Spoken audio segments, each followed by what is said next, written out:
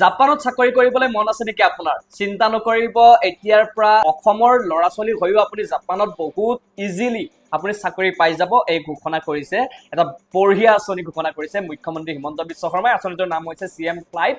কালি ঘোষণা কৰিছে, এই আঁচনিটো শুভাৰম্ভ কৰিছে। আৰু এই আঁচনিৰ মতে এতিয়াৰ পৰা আপুনি গুৱাহাটীত মানে অসমত 10 মাহৰ এটা প্ৰশিক্ষণ পাব। সেই প্ৰশিক্ষণটোত আপোনালোকক শিকোৱা হ'ব জাপানৰ ভাষা। 10 মাহ প্ৰশিক্ষণ দিব নৰ্থ ইষ্ট স্কিল চেণ্টাৰত, আৰু কৰবাত চেণ্টাৰ হ'ব বাৰু, সেয়া ঘোষণা কৰিব।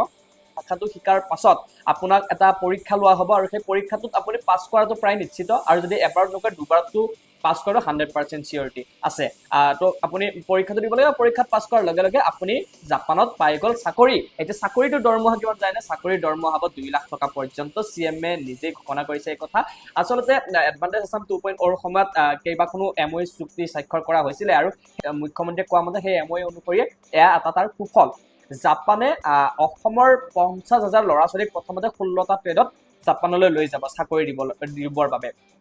আৰু তাৰ পাছত পৰৱৰ্তী সময়ত পুনৰ ল'ৰা ছোৱালী লৈ যোৱা হ'ব। আৰু পৰৱৰ্তী সময়ত কেৱল জাপানে নহয়, চাউথ কোৰিয়া, জাৰ্মানীতো এই একেধৰণৰ এটা ব্যৱস্থা কৰা হ'ব বুলি মুখ্যমন্ত্ৰীয়ে ঘোষণা কৰিছে। এতিয়া কিমান টকা প্ৰয়োজন হ'ব?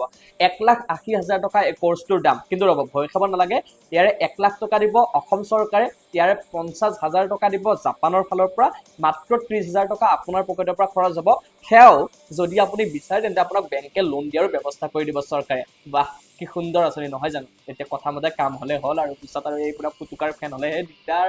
কিন্তু যি হওক, ভাল লাগিছে কথাটো শুনি, বিৰাট ধুনীয়া আঁচনি। বলক জাপান যাওঁ। ৰ'ব, আৰু দুটা কথা। আপুনি ভাবিব নিশ্চয় কোৱালিফিকেশ্যন কি লাগিব। চিন্তা নকৰিব, HSLC পাছ হ'লে হৈ গ'ল। আপুনি আহক, বিন্দাছ প্ৰশিক্ষণ লওক।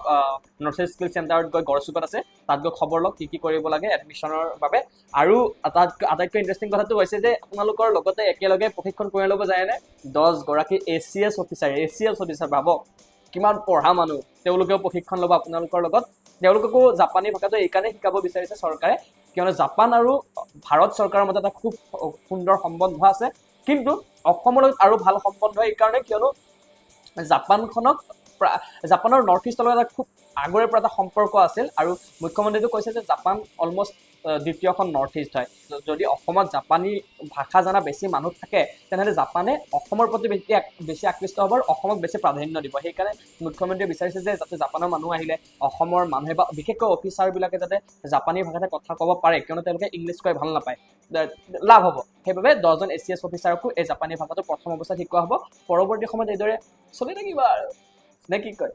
এতিয়া আৰু জাপানী শিকিব লাগে, জাপানত চাকৰি ল'ব লাগে, বলক আৰু টেনশ্যন নাই।